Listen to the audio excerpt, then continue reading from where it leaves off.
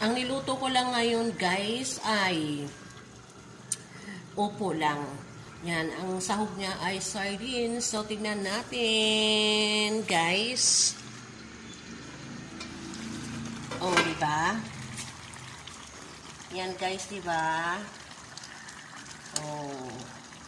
Sarap yan, guys, kahit na sardines. Ito ang aming lunch ngayong araw ng Friday. Gulay-gulay naman tayo with sardinas. Yan, titikman natin guys.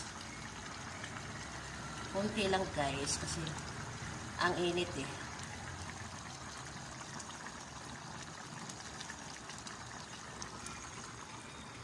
Tikman natin guys.